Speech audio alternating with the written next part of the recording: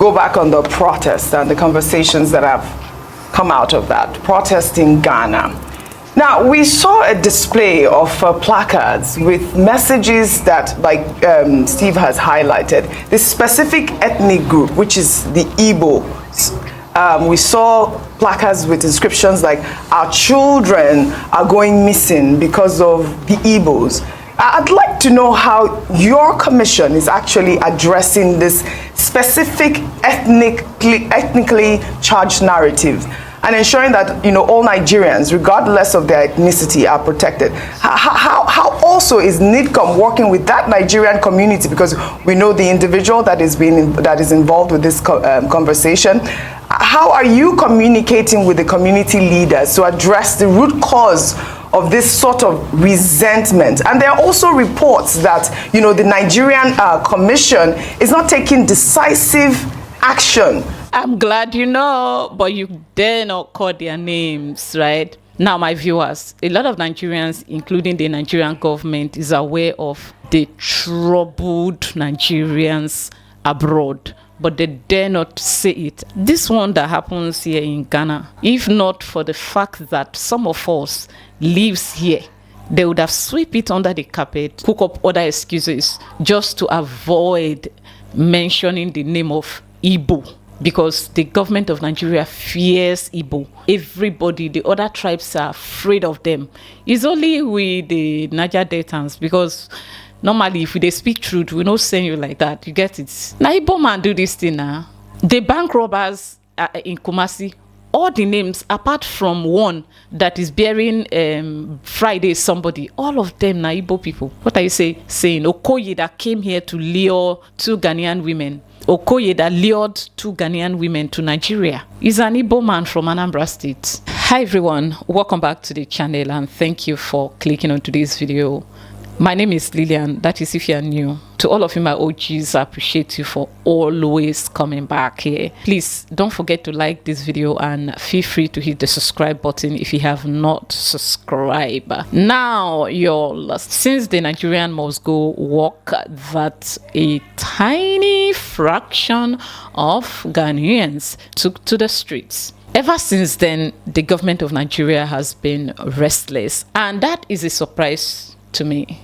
Abi no be the ordinary Ghana, common Ghana again or something else. It is giving like oxygen about to be taken away from me kind of energy. Don't get me wrong, I like it. But if the government have been doing this over the years when it concerns other countries, I mean, don't you think there would have been calm all over the world regarding Nigerians? I mean, the shutting of doors wouldn't have been there, or even those that have shut their doors would have reopened it for Nigerians if the government of Nigeria have acted like they're doing now. Anyways, without talking too much, Abike Dabiri came on Arise News and she said some things that I really buy. I'm going to point out some things that she wished to say but cannot say it because my country is a complicated place. If you say something, they will twist it to suit their own narratives. And because of that, even our president is scared of Nigerians. So now let's get into the video. Well, it's no longer news that thousands of Ghanaians took to the streets sometime last week demanding that their government begin the immediate extradition of Nigerians living in that country, the bone of contention, according to several placards caught on video being brandished by the protesters, included Nigerians becoming masterminds of kidnappings and ritual killing in Ghana, several other ways through which they have progressively become a rising nuisance to Ghanaian society, as well as appropriation of economic opportunities that should ordinarily be at the disposal of the country's citizens.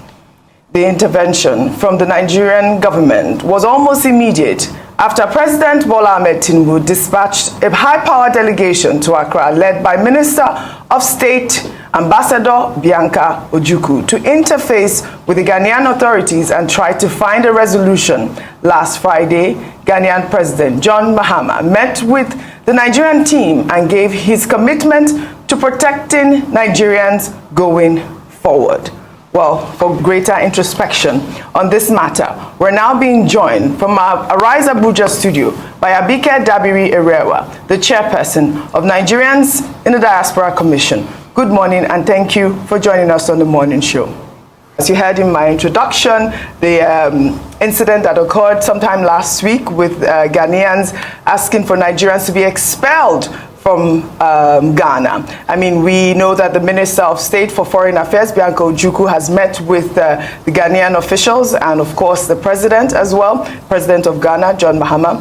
What is now the role of NIDCOM in this specific diplomatic engagement, and how is the Commission collaborating with the Ministry of Foreign Affairs for resolution on this matter?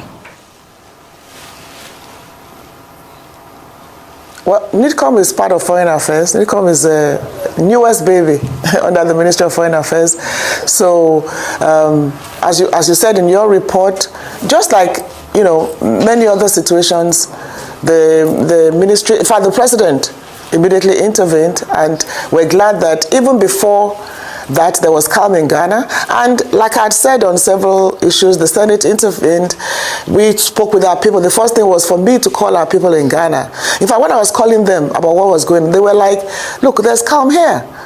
It's okay. One person, one Hazan IRA or something, did that, incited people. And we told our brothers and sisters in Ghana, do not respond. By the time you are responding, you are making the situation worse. And I'm glad that Nigerians stayed calm as we advised them. So we remain in touch with them. I'm sorry, I'm coming. We'll get back into the video, but let's talk about something. She said she called their people. I didn't receive any phone call, or am I not a Nigerian again? Anyways, fine. She called someone she knows that lives in Ghana, probably. Or, all right, fine. Let me just say she called the ambassador and he said there is scam. And then she told their people not to. What were we going to do? Were we going to put up a fight with Ghanaians in their country? That is not allowed here in Ghana. Yeah, that thing that some Nigerians do in South Africa it is not allowed here in Ghana. Which one we stay calm? We not go stay calm before. Are we mumu? The Nigerians in Ghana will stay calm. And before we even go further, let me not forget to say that I personally wish that the government of Nigeria give us a new ambassador, because the one here with no evidence, I feel like is being controlled by some ethnic groups here in Ghana. People like the Igbo king, for him to have accompanied the Igbo king in Ghana to the police station when the Ghana police service invited him over, I am no longer confident in him. And the minister's intervention on the orders of Mr. President went very, very well. And, for a long time, we've been having skirmishes here and there, not anything really deep. But as you said in your intro, those accusations are actually not true. One person may do something wrong, but don't generalize and say the whole country. But even before the president's intervention through the minister, the Inspector General of Police in Ghana had actually called the guy for questioning and interviewed him based on things he had even been doing in the past. And we keep appealing to Nigerians, just remain calm no matter what happens. And we're glad that the Ghana thing, and I keep saying the Ghanaian government, or even the generality of Ghanaians, do not have that opinion or that vision about Nigerians in Ghana. So I'm glad the way the whole thing went. But we keep monitoring the situation, and we go to Ghana from time to time, meet with our people. There's so much we're doing, and they're doing very, very well in Ghana. But at the same time, we appeal to Nigerians, as the president always appeals to them, anywhere you are in the world, obey the laws of that country. But we as a country will also ensure that you do not suffer for a crime you don't commit. So we're glad the way the whole thing went. I will keep monitoring the situation. All right, thanks, Mrs. Dabiri Erewa, for that introductory clarifications. But then it's also important to find out. I'm not sure if you were part of the delegation to Ghana, but of course I know that you are never far from Ghana and the Nigerian communities there. But then the allegations against our people were quite weighty. Armed robbery, violence, kidnapping, etc. I like the fact that you say that they're not true, and that Hassan Ayari, was called in by the Inspector General of Police in Ghana. But there was also another gentleman politician in Accra who also went on air, had an interview and made similar allegations, almost practically targeting a certain section of Nigeria, people from a certain section of Nigeria. You and I know, Mrs. Dabiri-Rewa, that this is not the first time that you'll be hearing things like that. My question to you is, are we distilling what the issues are and what the complaints tend to be, not just in Ghana, but in a few other places where people tend to think that maybe there is overdue from some of our brothers and sisters, who are in the diaspora, maybe in communities in Africa and elsewhere. What your people, my people will call Asheju. If that is the fact, what are we doing to speak truthfully to ourselves, just to ensure that a few people do not continue to give us a bad name abroad?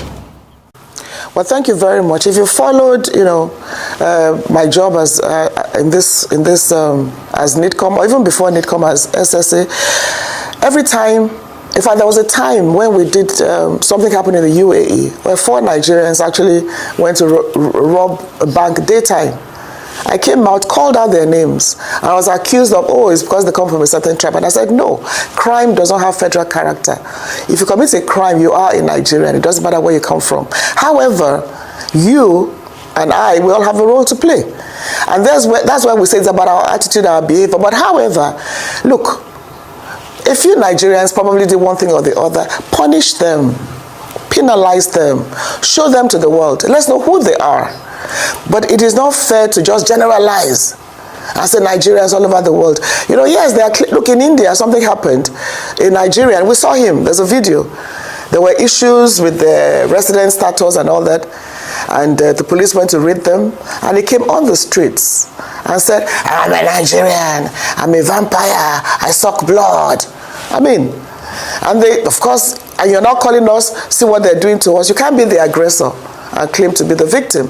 So we've handled that all the time. What I'm saying is that one person cannot commit a crime that you say everybody. Yes, there may be Asheju, as you said, and we know that happens a few times.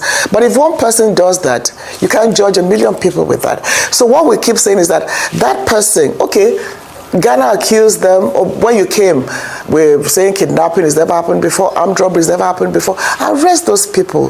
Let us know them. And I've been saying that when people commit these crimes abroad, when they're coming back home, they must be interrogated by immigration. There have been cases where crimes were committed, they were sent back, and they just walked away. So what we're saying is that no matter the circumstances, we cannot generalize. Even when you say one ethnic tribe, we cannot say everybody from that tribe. However, there are excesses on the part of some of our people, but one bad apple should not judge the whole bunch. The bad should not spoil the good, because the good are more than the bad. So in every country where that happens, discipline them. Let them pay the penalty. Let them face whatever consequences. I'm glad but you dare not call their names, right? Now, my viewers, a lot of Nigerians, including the Nigerian government, is aware of the troubled Nigerians abroad, but they dare not say it. This one that happens here in Ghana, if not for the fact that some of us lives here, they would have swept it under the carpet, cook up other excuses just to avoid mentioning the name of Igbo, because the government of Nigeria fears Igbo. Everybody, the other tribes are afraid of them. It's only with the Niger Deltans, because normally if they speak truth, we don't send you like that. You get it? Now Igbo man do this thing now.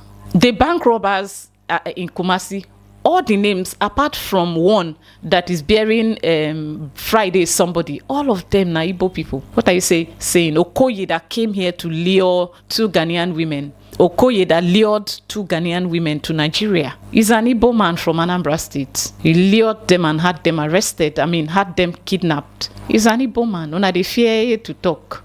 And that is why the problem no go fit end. The other one that lured an American woman to Ghana and had her kidnapped is a Yoruba guy. So when we talked about it, nobody came here to defend, you're spoiling our tribe. It's only one tribe that don't want to, that they can't stay one place, yet they don't want to be talked about. She cannot dare mention their name, even with the fact that she didn't.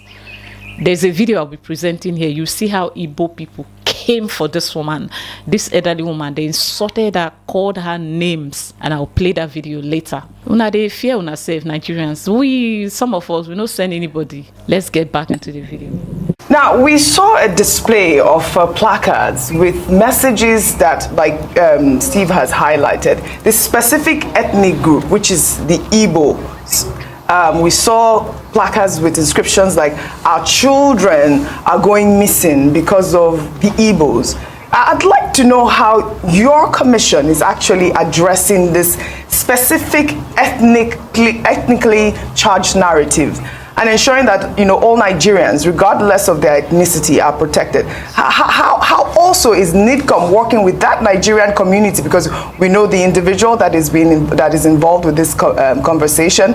How are you communicating with the community leaders to address the root cause of this sort of resentment? And there are also reports that, you know, the Nigerian Commission is not taking decisive action towards dealing with these individuals. I'd like to know how you respond to such criticism, Mrs. Which Abigail. Nigerian Commission?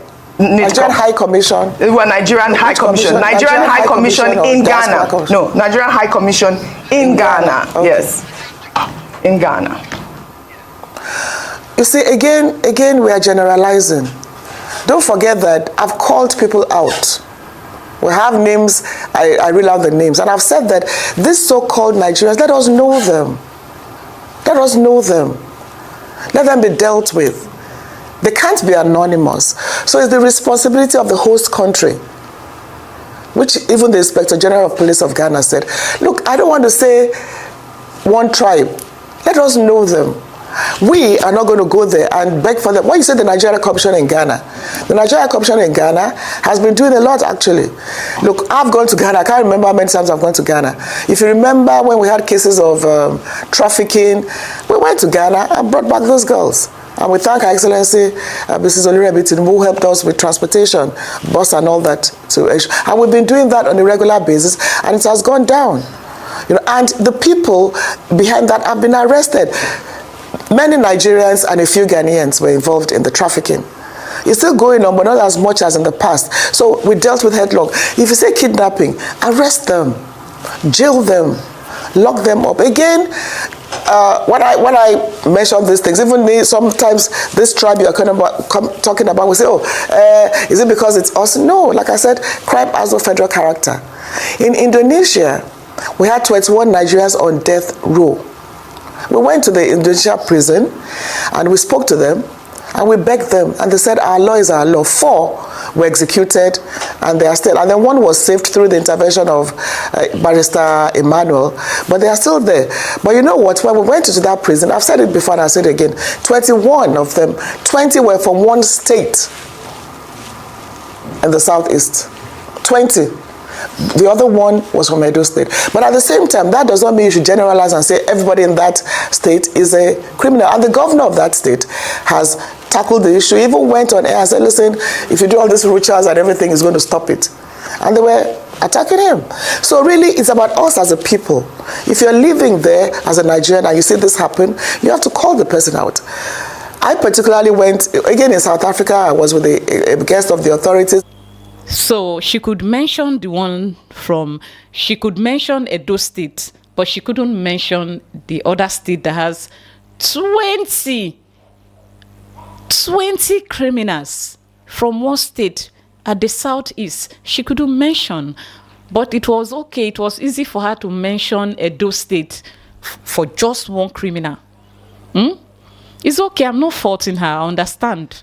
She's afraid. So she's afraid of the Igbos. Anyways, now I understand why Bianca was sent to Ghana. There would have been a tribal war in Nigeria, because whoever will come here, especially a Yoruba person, comes here to settle this. These people will say, oh, they went there to do.